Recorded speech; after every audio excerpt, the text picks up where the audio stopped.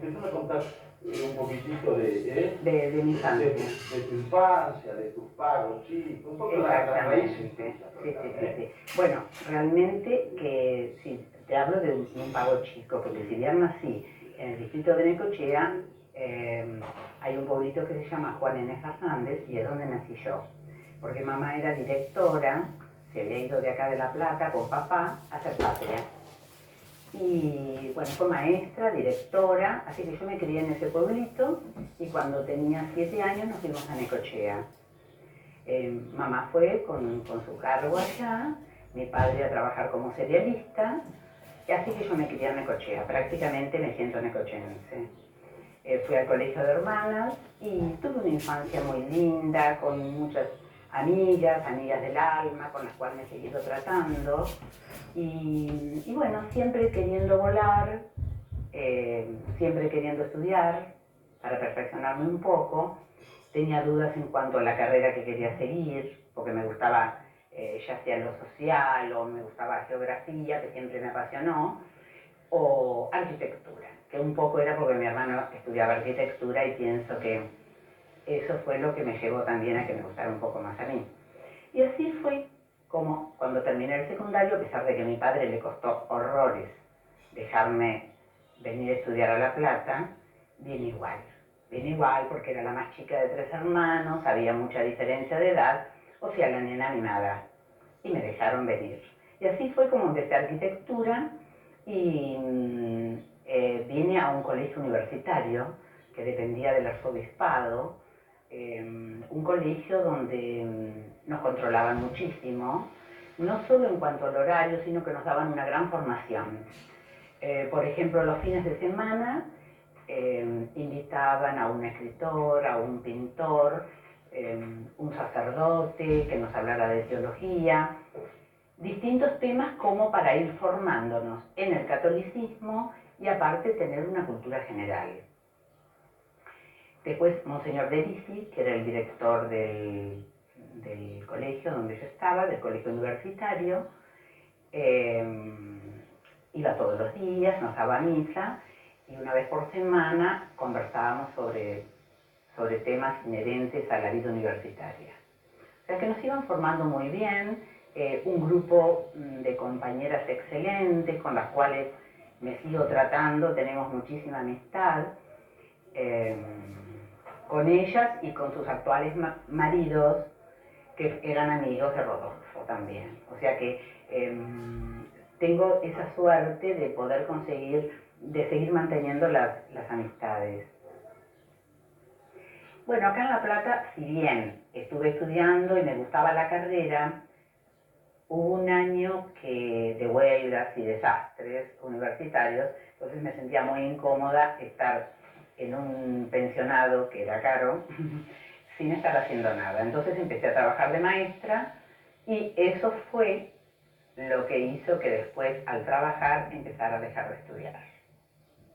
Estando en el colegio universitario, lo conozco a Rodolfo, que estaba en un grupo católico universitario. Entonces, en esas reuniones que teníamos, que eran de chicas y muchachos de colegios universitarios, también había gente de La Plata. Entre los que estaba Rodolfo, muchísima gente que conocí. Entonces, así es como nos conocimos.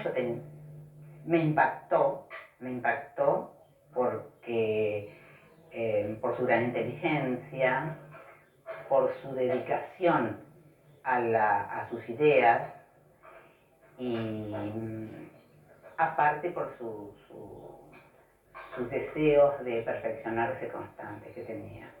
O sea que yo al lado de él me sentía superada y eso fue entonces que ya ahí hubiera algo más que una amistad y empezar un noviazgo, ¿no?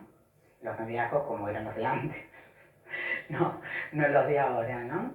Y bueno, conocí su familia que también era de acá y así entonces empezamos a tener una relación muy linda, que nos llevó 4 o 5 años de noviazgo más o menos. Te digo que en esa época Rodolfo se formó otra federación universitaria. Estaba la Federación Universitaria de La Plata y se formó la Federación Universitaria de Estudiantes Libres, que en ese momento se pregaba también por la enseñanza libre o la enseñanza laica. Entonces, la enseñanza libre y enseñanza laica. ¿Cómo? La famosa lucha. La famosa, exactamente. Y bueno, el grupo nuestro apoyaba la enseñanza libre y bueno, entonces se formó esa federación de la que Rodolfo fue presidente. Bueno, se discutía mucho en la universidad, se discutía horrores. Él tenía muchos amigos de la Federación Universitaria, pero amigos de la infancia. Entonces, bueno, entonces como se conocían tanto, medio lo hacían sentir como si fuera un traidor, como iba a estar en otra federación que no fuera la de ellos. Sobre todo que en la época de Perón, cuando Rodolfo era estudiante, estuvo preso después de una manifestación con muchos compañeros de la Federación Universitaria, porque en ese entonces no estaba la nueva. Y bueno, estuvieron ahí en uno, en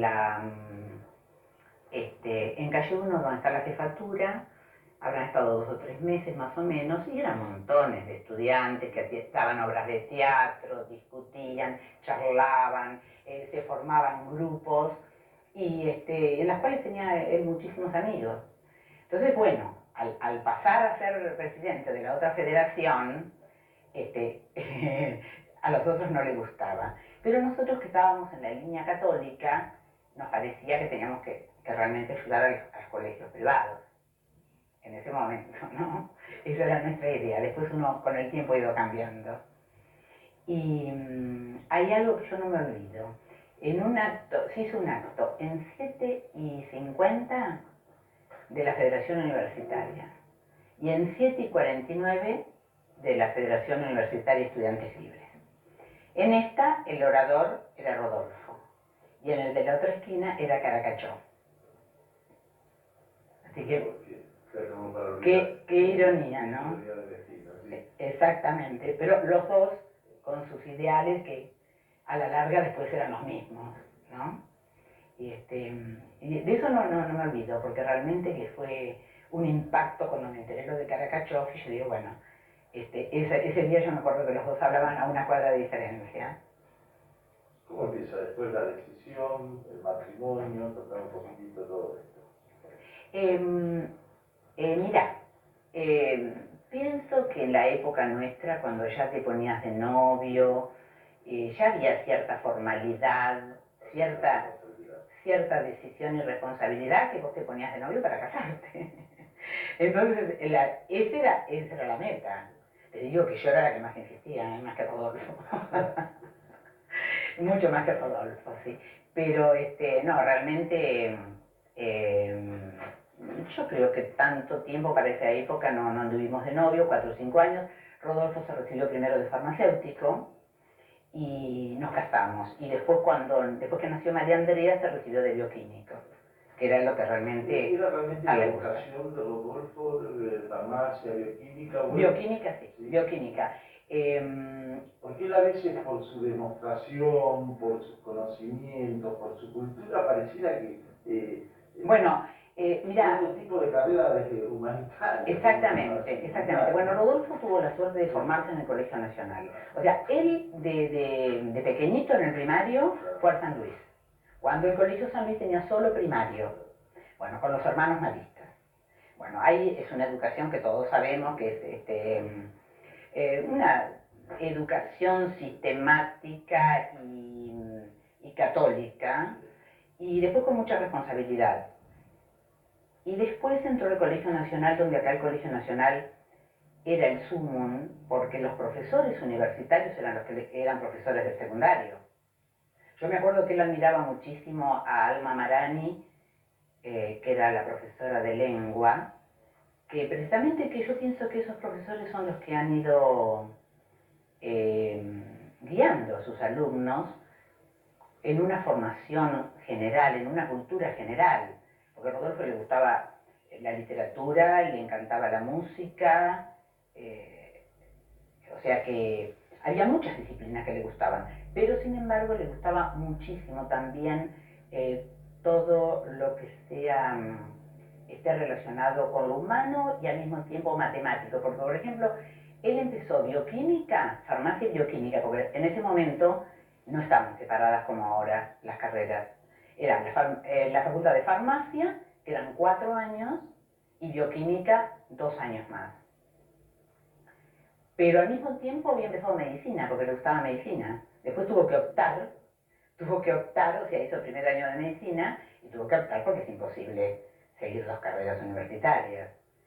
Pero le gustaba mucho la bioquímica, se apasionaba mucho.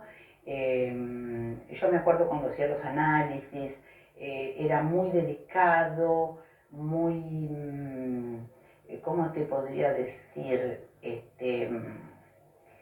En lo que él quería que todo saliera bien. Si tenía una duda, hablaba con el médico por los síntomas, y si era necesario volvía a hacer el análisis. Pero le gustaba muchísimo, o sea que pienso que era su vocación. Pero también le gustaba muchísimo escribir. Sí. O sea, la beta literaria ya... Sí, muchísimo, y él siempre me decía, el día que me jubile o el día que deje la profesión me voy a dedicar a escribir. O sea que todo lo que él ha ido escribiendo lo hacía así en forma momentánea, lo que sentía en ese momento. O sea, volcaba muchísimo sus sentimientos, sus ideales, ¿no? Eso muchísimo. Y, por ejemplo, luchaba mucho también, o sea, él había tenido una educación católica de esas familias que te educaban en el catolicismo, que muchas veces vos te ibas creciendo, tenías fe, pero tenías también tus crisis. Entonces Rodolfo, estando en Montbelén, tuvo una crisis de fe, pero luchaba. Él todas las noches leía la existencia de Dios, desde que me acuerde, el autor, La existencia de Dios de Jambi, y escribía el libro y me decía que yo voy a volver a tener fe a través de la razón, porque muchas veces pienso que los que están en carreras así como física, bioquímica, quizá esos, después por ejemplo Rodolfo leía muchísimo sobre antropología, los libros de Levi Strauss sobre antropología los leía todos, y después era un enamorado del jesuita Teilhard de Chardin, el que tenemos todos los libros porque si bien es muy difícil leerlo, pero Rodolfo lo leía, lo discutía y lo admiraba a Teilhard de Chardin muchísimo. O sea que él sabía que iba a volver a tener fe a través de la razón, ¿no? En eso era muy apasionado y aparte era muy voluntarioso. O sea, él pensaba que algo estaba mal y trataba de mejorarlo. ¿Cómo te puedo decir? Un hecho podría ser de a lo mejor castigarse para superarse. Cuando Rodi tuvo acá en La Plata, que era chiquitito, tenía 1 año y medio, le explotó un sifón y bueno, corrió el riesgo de perder el ojo. Rodolfo, mientras los traía para el hospital de niños, hizo una promesa que si salvaba el ojo, él no iba a tomar que iba a hacer algo que le costara, directamente. No dijo qué, porque en ese momento no razonaba. Y después al tiempo, cuando Rodi mejoró, tenía el ojito sano, estuvo bien, dijo, bueno, no voy a tomar una gota de vino en mi vida. Casi es así que mi tío, el padre Lodillán, le decía, bueno, pero no seas tan exagerado, elegí, no tomes whisky o no tomes licor y deja el vino. Pero dijo, no, porque yo la promesa la hice así y la voy a cumplir así. ¿Ves? O sea que se exigía a sí mismo. Entonces yo pienso que esa forma de ser era porque él tenía ansias de superarse día a día. O sea, quería ser mejor cada día. Y porque así se sentía bien. ¿Cómo eran las relaciones de ustedes con las distintas familias de ustedes? O sea, un poco con los orígenes de ustedes. Más o menos era buena la relación de la familia. Sí, siempre fue todo muy normal. Sí. Yo, por ejemplo, tengo mis 2 hermanos. Mi hermano que me lleva 12 años y mi hermana que me llevaba 11 años. Si bien había mucha diferencia de edad, ellos siempre a mí me apañaron mucho porque yo era la nena. Después cuando pasé todo ese momento tan difícil, mi hermano me ayudó bastante, o sea, me visitaba, me escribía, hacía trámites que a mí en ese momento me costaba muchísimo. Y la familia de Rodolfo también, la familia de Rodolfo se fugó muchísimo porque mi cuñada, Cata, se trajo los chicos a La Plata en un momento muy difícil y no era un chico, eran 4. O sea que es algo que decidir una cosa así es muy difícil, pero se arriesgó y se trajo los 4, los mandó al colegio, o sea, mis cuñadas se estuvieron realmente apoyando en todo momento muy bien, y mi madre lo mismo. Vamos a ver este primer bloque. Bueno. Vos hacés bochinche, Natalia, no tenés que hablar, que sos la nena. Ella que es mi santa, ella que es mi santa. No sé, viste, a lo mejor es demasiado. Está bien. Yo cuando menos intervengo es mejor, es un poco la claro, por ahí. Con vos, yo, viste, perfecto, el libro, el mío es así, viste, a lo mejor yo en un programa te hago 4 o 5 preguntas y Claro, ahí también. Vamos a buscar ahora aquel sector. Che, justo se me quemó un foco, pero no importa, ¿no? Ah, bueno. Bueno. Mira, yo acá tengo algo que había... bueno, yo acá tengo 2 libros. Uno de Juan Salvador Gaviota que hay una partecita que me gustaría leerlo. Sí, bueno, y después, vos conocés... Ahora vamos para acá. con lo que vamos a hacer. Sí. Vamos a hablar un poquitito, bueno, del aspecto de él, cómo se interesa por la parte humana, el aspecto político, viste, cómo se va conformando. Ah, perfecto. Perfecto. A la luz de acá, bueno, pero cerrar la puerta. Bárbaro. Vamos a hacer esa segunda parte, un poco la conformación. Después. Claro, bárbaro. Corro un poquitito acá.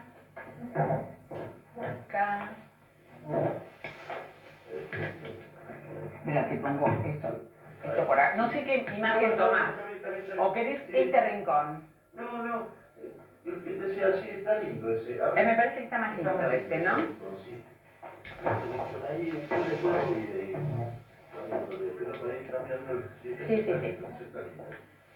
Ahí está. Si querés ponerte los libros. Ah, bueno. Y los anteojos también. Para después.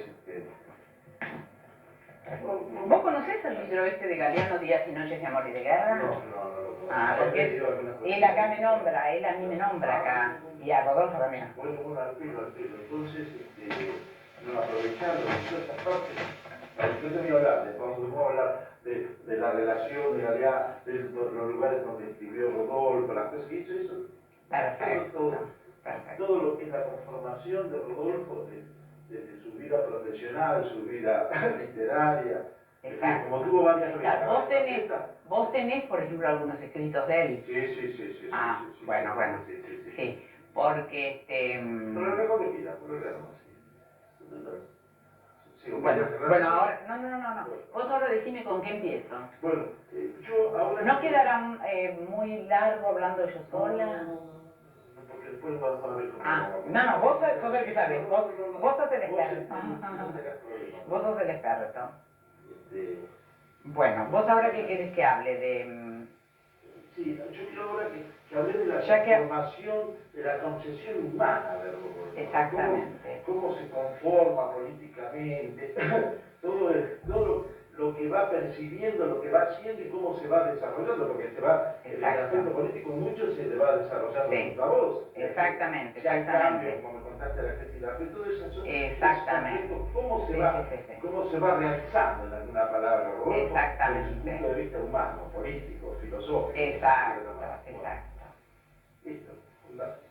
Bueno, mira, en cuanto a su formación política, Rodolfo, yo creo que lo que te estuve contando recién sobre su participación en la federación, él ya había participado en la Federación de La Plata. Ya te conté cuando estuvo preso con los chicos, precisamente, que estuvo preso en una manifestación antiperonista. Bueno, pero él se fue formando, siguió formándose en ese ambiente donde él buscaba a través de eso también superarse y a través de eso perfeccionarse, porque él pensaba que no solamente estudiando lo que a él le gustaba era la vida, sino que también tu vida te lo forma el trato con los demás, el pensar en los demás, en ver el bien de los demás.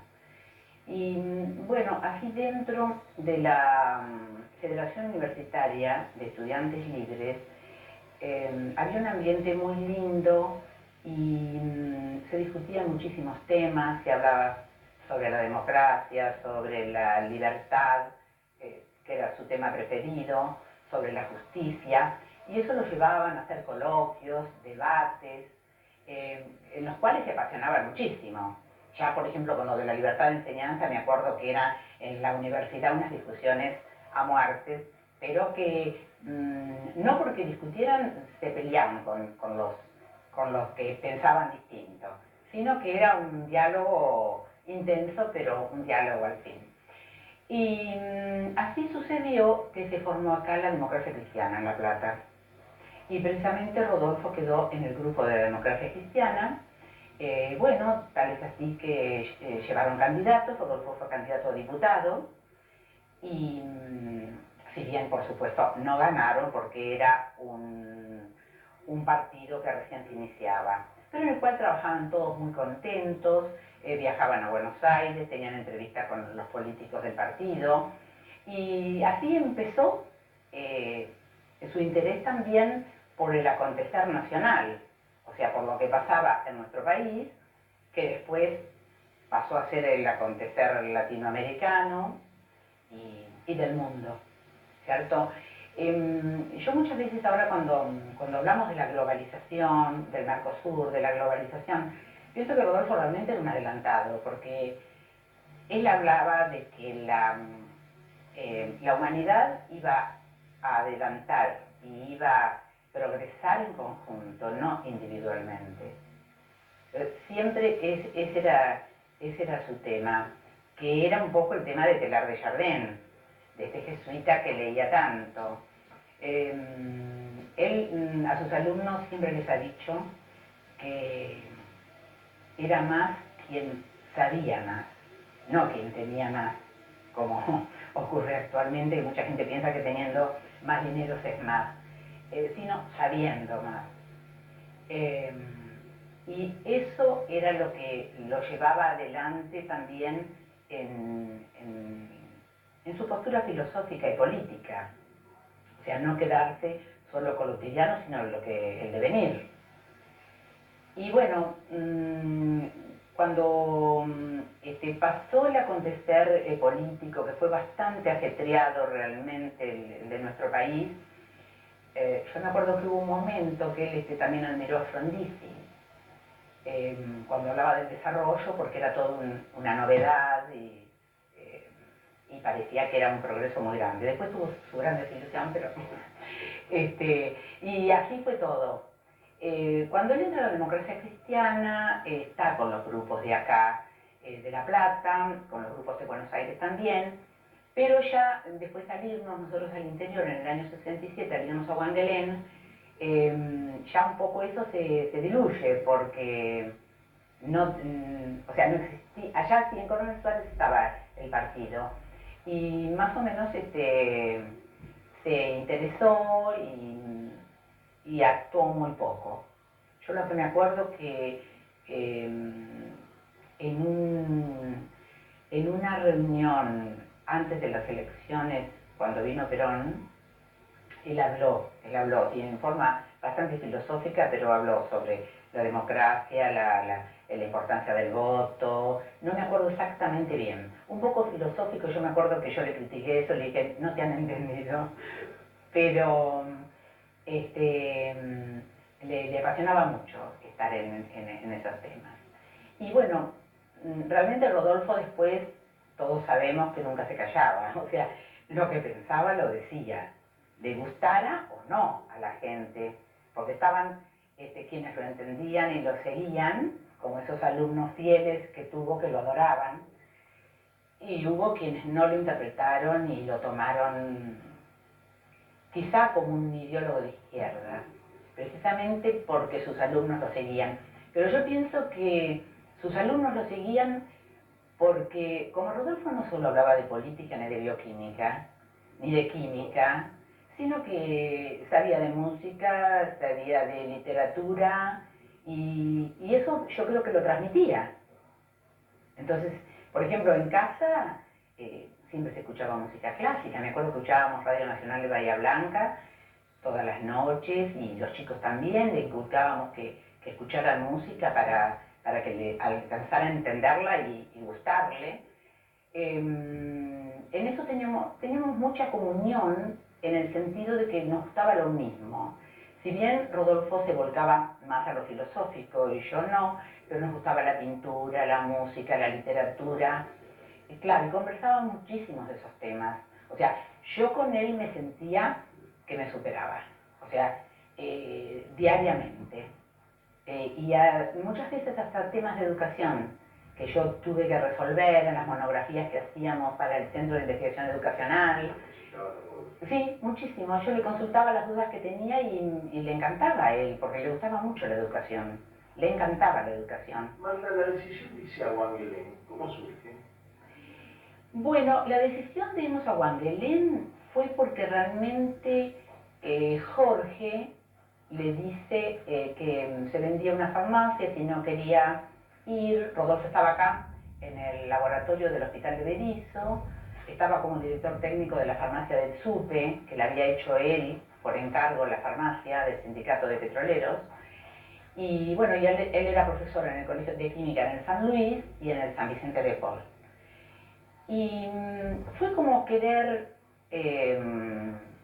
progresar,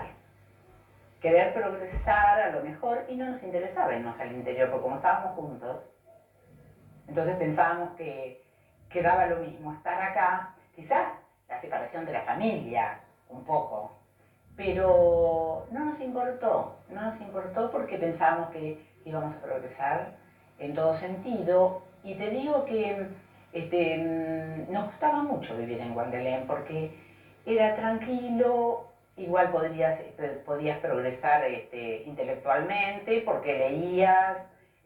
Bueno, con Rodolfo, cada vez que cuando íbamos a Bahía Blanca, veníamos a La Plata, el primer lugar que íbamos al primer negocio era una librería. O sea, compraba muchísimos libros, le encantaban los escritores latinoamericanos, tenía mucha admiración por los escritores latinoamericanos y por todos los latinoamericanos, como se nota después en los escritos de él. Contame un poco la relación con Galeano, todo eso. Bueno, él con Galeano no tuvo ninguna relación, fui yo, porque si bien en casa se lo conocía Eduardo Galeano, y se dio la oportunidad que entre los escritos de Rodolfo yo encontré la poesía que Galeano le puso el título, Queriendo Vivir, y se la mandé a Galeano. Y Galeano automáticamente, a pesar de que era un momento muy difícil, me mandó un telegrama diciendo que en la revista 22 la iba a publicar. Así que esa poesía le puso el título Galeano. Y la aclaración que hace Galeano la ha sacado del diario La Opinión, creo, porque eso yo no se lo puse. O sea, y más o menos en la carta le mandé otros escritos, y a él le cayó muy bien, y después tuvimos un encuentro en Buenos Aires, en la revista Crisis, y realmente una persona excepcional. Realmente es una persona que uno lo conoce y lo admira, porque es genial, no solo es un gran escritor, tiene un sentido del humor bárbaro, y él me dice en una carta que me manda, que yo la tengo ahí, que él a través de los escritos lo aprendió a conocer. Dice, y a través de los escritos tengo otro amigo. La verdad que me emocionó muchísimo. Marta, Hola. Sí. Sí, sí. Bueno, justo sonó el teléfono, yo no lo desenchufé. Bueno. Natalia está divina mirando televisión. Bueno, chao, tal vez. Y no, más o menos, qué sé yo, no sé, ¿cuánto? Una hora más tendremos. Sí, más o menos. Chao, un beso, chao. Ya que lo desenchufo no me di cuenta. no importa, me sirve de imagen. Bueno.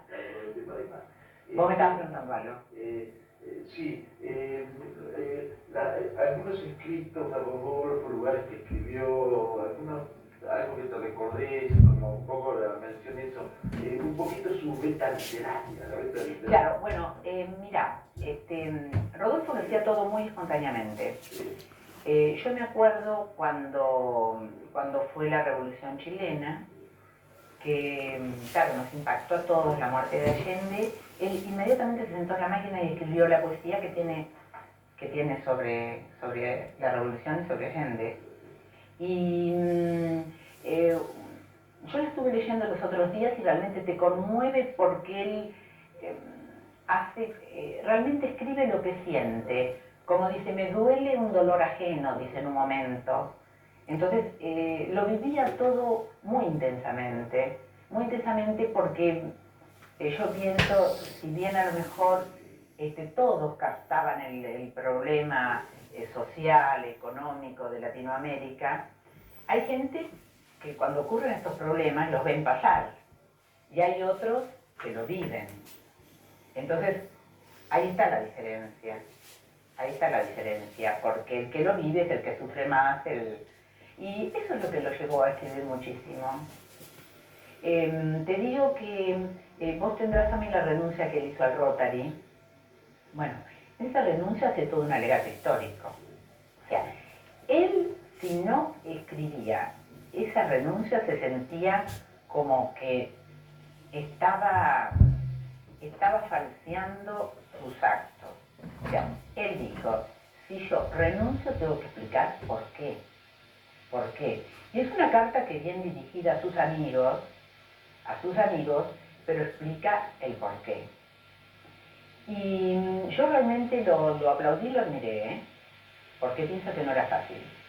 No era fácil, ellos le dicen a todos que a pesar de la diferencia, esperaba seguir teniendo los amigos con los cuales se reunía siempre, pero que los separaba la ideología del Rotary. Y eso es lo que pensaba él, y él lo dijo, a pesar de que pudo haber tenido consecuencias de esa renuncia. Marta, yo recuerdo haber conversado con Marta Mercader y recordaba mucho a Rodolfo. Yo no sé si tuvo oportunidad de leer algo de él o eso, pero lo tenía muy presente, no lo percibía, claro. Tenía conocimiento, porque me habló mucho de Rodolfo. Claro, lo que pasa es que Marta Mercader, ellos eran de acá de La Plata. El hermano era Moro Mercader, muy amigo de Rodolfo. Entonces él lo conocía de la época de estudiante, y ella que Moro iba a la casa de Rodolfo, Rodolfo iba a la casa de Moro, entonces como el hermano, como el amigo de su hermano. Y bueno, y hablaban de temas también, evidentemente, también hacían comentarios sobre las situaciones políticos, social, y así se conocieron.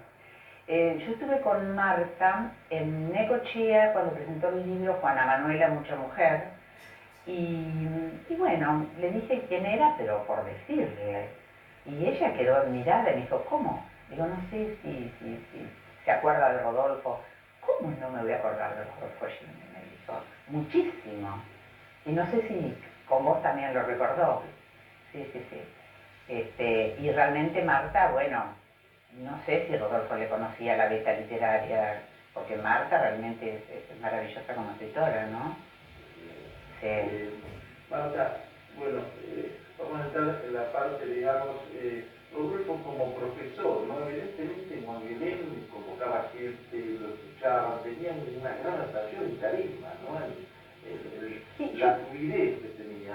Claro, porque yo pienso que la educación que tuvo él, ya te digo que él tuvo la preparación primero marista y segundo en el Colegio Nacional, que es la que yo le doy más importancia. La del Colegio Nacional, donde tenía excelentes profesores que le inculcaban, que uno ahí ve la importancia que tiene un profesor en la educación, en este momento que estamos desesperados para mejorarla, porque vemos que se están perdiendo los valores y que está cambiando todo, que vamos en retroceso.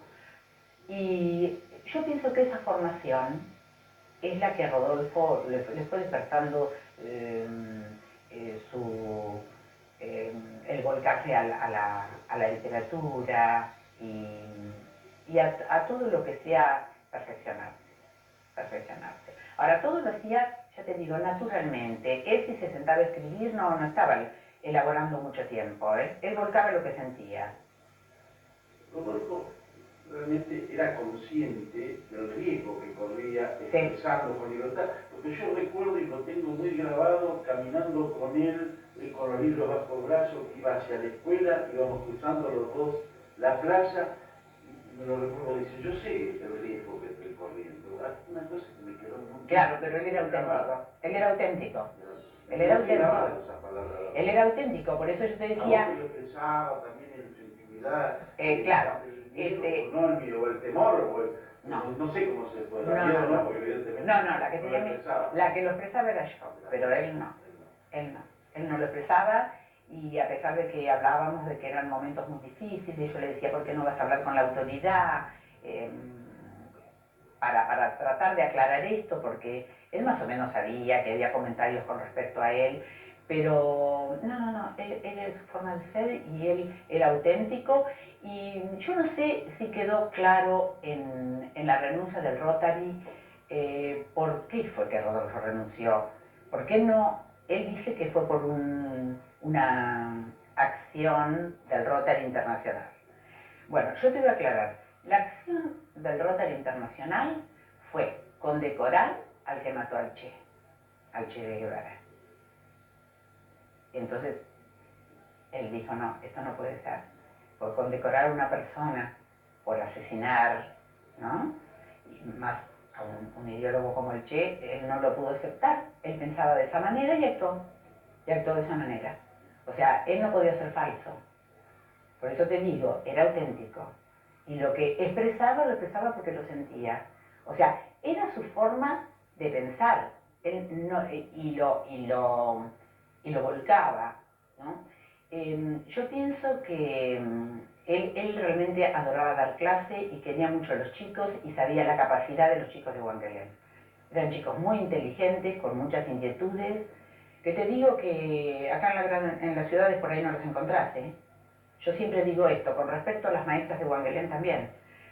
No sé si te acordás que yo fui asesora del Centro de Investigación Educacional, pero no porque yo fuera asesora sabía más que las chicas. Nos preparábamos juntas, estudiábamos juntas y era todo en el bien de la educación. Y cómo trabajaban, cómo se trabajaba, qué amor con los chicos. Yo realmente que cuando vine a La Plata y tuve oportunidad de estar en la dirección de primaria, yo le dije al director de primaria en ese momento, mire, no se ofenda, pero pienso que a los docentes del interior no los valoran como tienen que valorar, porque realmente se preocupan muchísimo más y se vuelcan a mejorar la educación mucho más que acá en la ciudad. Por eso que me disculpan los docentes de la ciudad. Bueno, vamos a cambiar el sector. Bueno.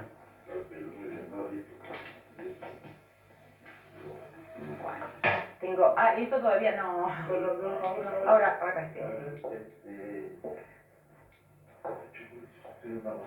¿Vos sabés? ¿Querés que te diga una cosa? ¿Querés que te diga una cosa? A mí me gustaron siempre los impresionistas, me gusta mucho la pintura. Y los impresionistas me gustaron. Fui a la casa de cuadros a comprar uno. Ay, a ver. Fui a comprar uno y había impresionistas y me gustó ese. Me gustó ese que es Ríos, Carlos Ríos, que no sé si es de acá de La Plata. ¿Vos te pones allá? Sí, bárbaro. Tomar esa parte para cambiar Sí. Después lo vamos a hacer con la macroestación y eso. Espera. Espera. Levanta un poquitito más. Ahí está. Acá. Y esto, bueno, acá se ve, yo pienso, la foto también, ¿no? Sí. Yo confieso que vos vas hablando, como vos tenés inalámbrico. Yo también voy enfocándole ahí y enfocándole allá.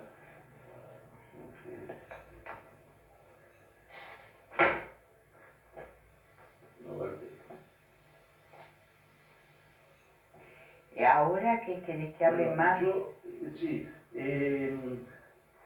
vamos a entrar un poquito en la parte Sí. viste, digamos, el día negro, la noche negra, no sé cómo quiero Sí. que vos me comentés, pero... Claro, acá yo... ¿Vos primero querés hablar sobre los libros? No, acá habla, el de Aliano habla sobre eso. Bueno. Claro. Claro, sí, esa es la poesía que yo llevé, que está tan divina. Bueno,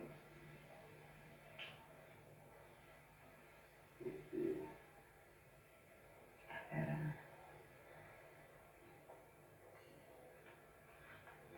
Si vos en cualquier momento después querés parar o te emocionáis sobre eso, lo vas a manejar con plena libertad. Sí, pero te habrá... No, no te problema.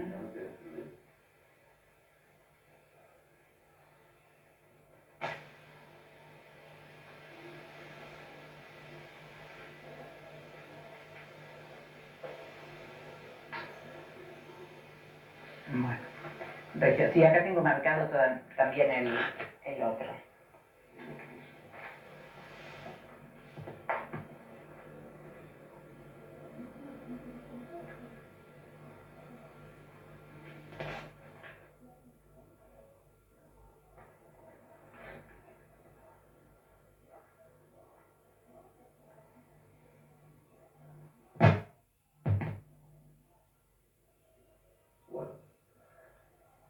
Bueno, Marta, estuvimos hablando de los riesgos, ¿por qué percibís, cómo lo ves, por qué fue Rodolfo, en alguna medida fue el objetivo, ¿no? De algo tan horrendo, pero un poquito, ¿dónde está la motivación, el hecho que vos lo puedas descubrir o lo puedas, por supuesto que habrás hecho todo esto, muchísimas lecturas, pero para vos cuál es la razón de todo esto, ¿no? Porque evidentemente sí hay razón, ¿no? Se puede encontrar. Claro. Bueno, mira, un poco es como consecuencia de lo que hablábamos recién. En la época, tanto en la época de las 3A como en la época del proceso, era un pecado pensar. O sea, el que pensaba estaba mal visto. Y el que tenía cierta cultura también. Más como él realmente se destacaba como una persona que, que, que escribía, por ejemplo, hay algunos artículos que él escribió en Pregón Rural, que hay uno que se llama Libertad y Justicia, que lo había escrito creo que en el año 69, que está muy lindo. Y Libertad y Justicia, precisamente son unas palabras que yo le puse en la lápida del cementerio, la que robaron después, que pensé que era la que le iba a él, que era sin justicia no hay libertad. En ese momento esas palabras eran terroríficas, eran realmente extremistas. Decir sin justicia no hay libertad, porque no había ni justicia ni libertad, por eso mismo. Entonces Rodolfo escribió varios artículos y pienso que a lo mejor hubo gente que no le cayó bien, y además como los chicos tenían cierta atracción por Rodolfo, yo pienso que lo han tomado como si fuera un ideólogo, y puede haber habido personas que no les gustó esa forma o esa atracción que los chicos tenían sobre él, y otras que a lo mejor no les gustaba lo que él decía, y bueno, esto ha llegado a otras esferas, y pienso que eso fue la catarsis, ¿no? ¿Cómo fue esa noche, la noche negra, los contame un poquitito, bueno.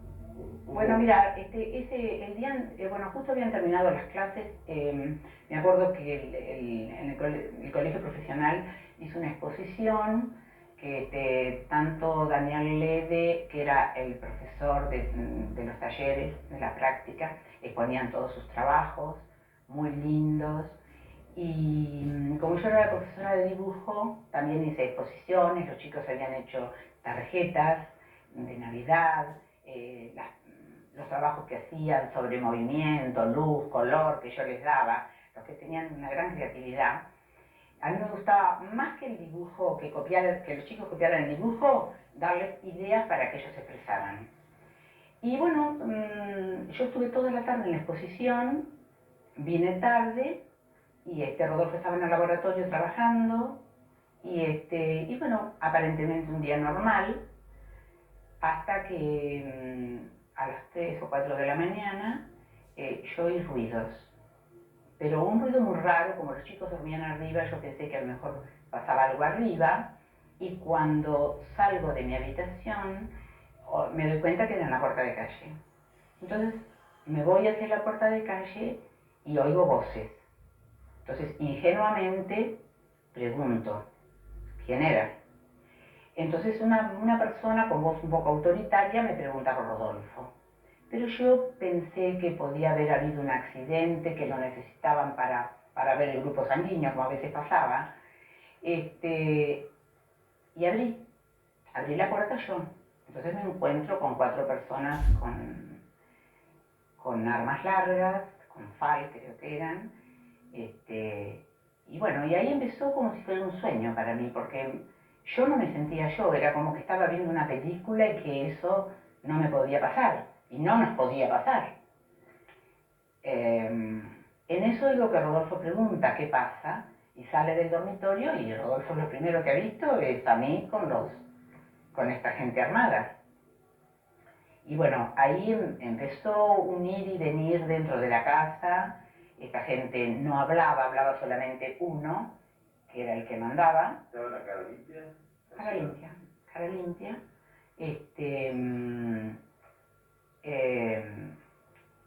Quizá sus características físicas determinaban que pertenecían a algunas fuerzas determinadas. Pelo corto, un accionar rápido.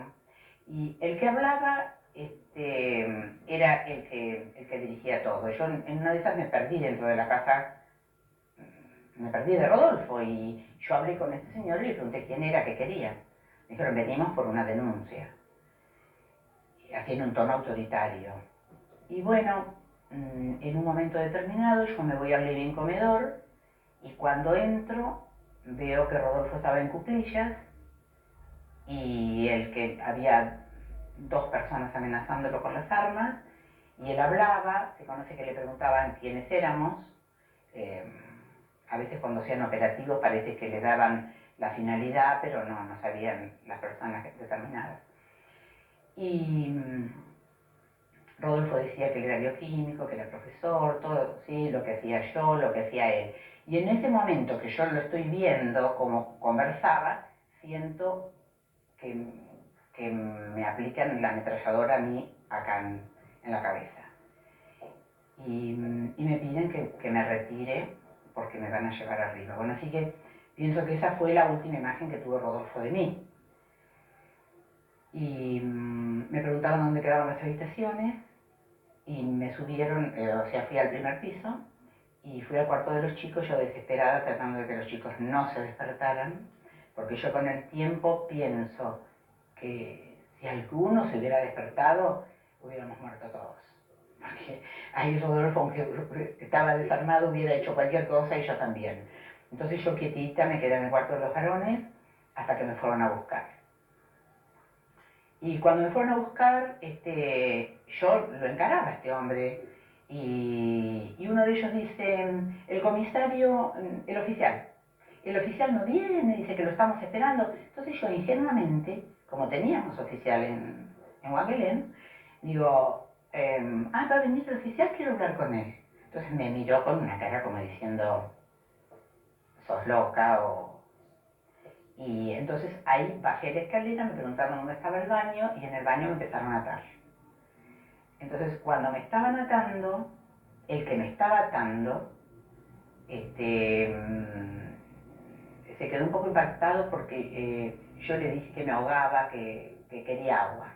Y él me hizo caso, fue a buscar agua. Cuando este hombre lo ve, le dice, ¿qué le pasa a esa? En tono despectivo. Y le dice, no, está un poco ahogada, quiere un poco de agua. Entonces dice, mira, esa es más peligrosa que el marido, si te molesta limpiarla. Eso lo tengo grabado. Y bueno, entonces ahí yo me empecé a preocupar y pensar qué era lo que estábamos viviendo, que era una cosa realmente tremenda. Y bueno, volví al baño y yo no me acuerdo nada más porque me desperté en el baño atada de pies, en manos atrás, la boca tapada. Entonces me desesperé, la puerta estaba entornada y me fui hasta donde lo había visto yo a Rodolfo. Y cuando llego estaban los zapatos, no estaba Rodolfo. No había nadie, un silencio sepulcral, porque realmente tremendo, y todas las luces prendidas, todas las paredes escritas, con las trenzas en aerosol, el espejo. Bueno, después cuando al día siguiente vi lo que había quedado un desastre. Entonces, desesperada, al ver que no estaba Rodolfo, me fui arrastrando hasta la cocina donde estaba el teléfono. Y bueno, el problema era que no podía hablar, porque tenía la boca tapada, las manos, así, esas cosas que uno ve en película que le parece que no puede ser, bueno, eso mismo. Entonces consigo, rozando la cara contra el suelo, consigo empezar a despegarme un poco, porque habían sacado la cinta adhesiva del laboratorio, la cinta adhesiva ancha. El problema es que yo quería desatarme y no podía porque era cinta adhesiva, así que fui hasta los cajones de los cuchillos, traté de cortar, pero fue realmente no sé cómo hice. Lo único que sé es que después las manos mías quedaron todas peladas como quemadas. Bueno, entonces una vez que pude hablar por teléfono, me atiende el telefonista y entonces le digo lo que estaba pasando. Le digo, por favor, llame a la policía, no, llame a la policía y llame a Jorge, a mi cuñado y a gente amiga, nombre también. Y me dice, ¿qué le pasó? Entonces le expliqué. Y bueno, ahí quedé quietita, me parecía que volvían en cualquier momento. Y yo con la idea de que, bueno, no está Rodolfo, lo habían secuestrado, que se lo habían llevado. Entonces cayeron Jorge, Freddy Miriuca, Olga Arroyo y el oficial. Cayeron todos juntos y bueno, yo ahí no me acuerdo demasiado lo que pasó porque era un ir y venir de gente y de cosas hasta que después la policía no dejó entrar a nadie. Y bueno, ante la desesperación de lo que podía pasar. Entonces Jorge no estaba y en un momento vino diciendo que había habido un accidente, pero me dijo, mira, lo que nosotros vamos a hacer es llevar los chicos a La Plata y salir a buscarlo, a ver dónde está, siempre con la idea de que iba a estar en algún lado. Y bueno, pasaron los minutos, los momentos, lo tremendo fue el despertar de los chicos, porque no se sabía qué decirle a los chicos. Bueno, hubo gente amiga que se encargó de eso porque yo estaba bastante alelada y no podía hablar.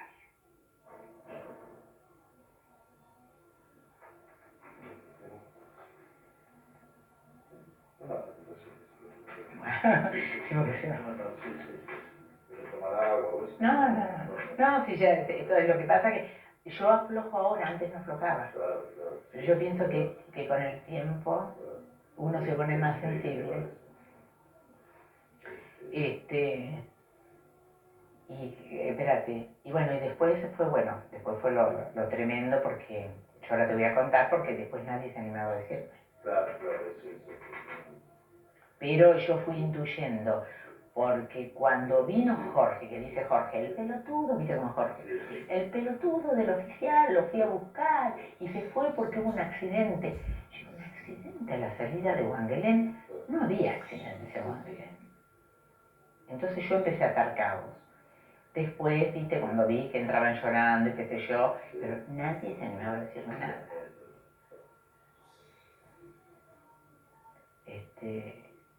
Y yo después, viste, todo seguía haciéndolo con coraza, ¿eh?